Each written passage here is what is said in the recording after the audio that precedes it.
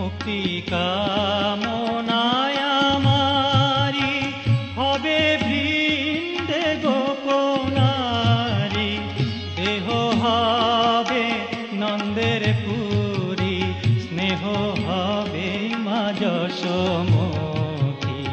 হৃদি বৃন্দাবনে বাস, হৃদি বৃন্দাবনে বাস।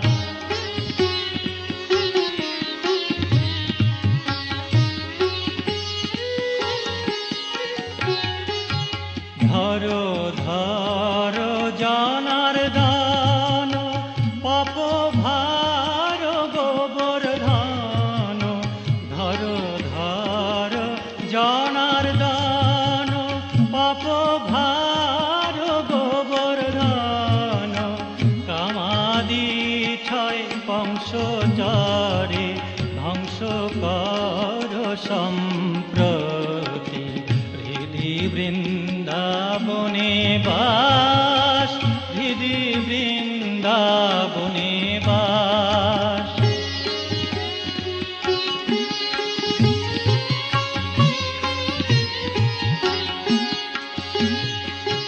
বাজায়ে কৃপা বাঁশরি, মন ধেনুকে বশ করি।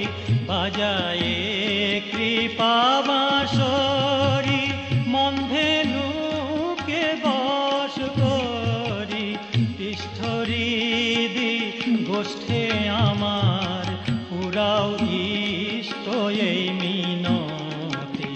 হৃদি বৃন্দাবনে বাস, হৃদি বৃন্দাবনে বাস।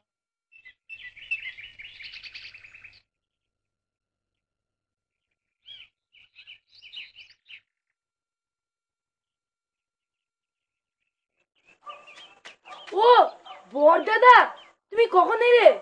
তুই কোথায় গিয়েছিলি? বড়দাদা কখন থেকে খুঁজছে তোকে। ওই যে পাইন বাড়িতে সবাই ধরলে গান শুনবে, তাই তো দেরি হয়ে গেল। আচ্ছা বড়দাদা, তুমি একটু বসো, আমি হাত মুখ দিয়ে আসি। আসি বড়দাদা। বলো দাদা, কি বলবে বলছিলে যেন? হ্যাঁ, বস। শোন, যা বলছি একটু মন দিয়ে শোন। মা, অনেকদিন ধরেই একটা কথা আমি বলবো বলবো ভাবছিলাম, কিন্তু বলা কিছুতেই হয়ে উঠছে না। মানে ব্যাপারটা আমি অনেকদিন ধরে ভেবেছি, নানা কাজে কর্মে হয়ে ওঠেনি আর কি। কি ভাবছিস বল না। দেখো মা, আমার ওখানে কাজের বড় চাপ।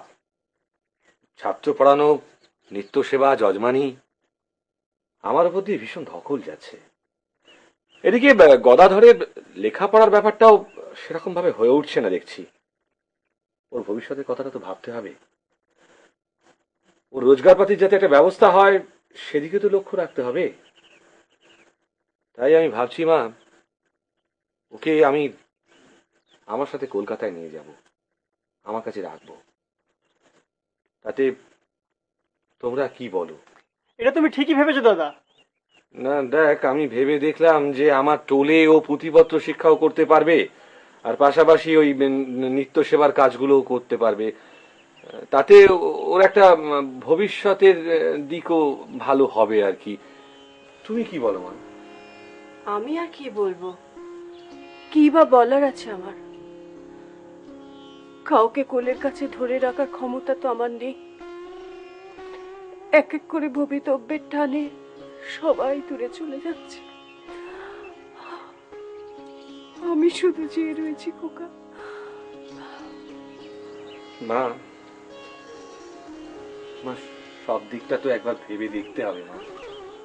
খোকা, তুই এই সংসারের বড়, তোর ওপর সংসারের দায়িত্ব। তুই যা ভালো বুঝবি তাই করবি। আমি আমি সব সইতে পারবো রে। রঘুবীর আমাকে সব সইয়ে নেবেন রে।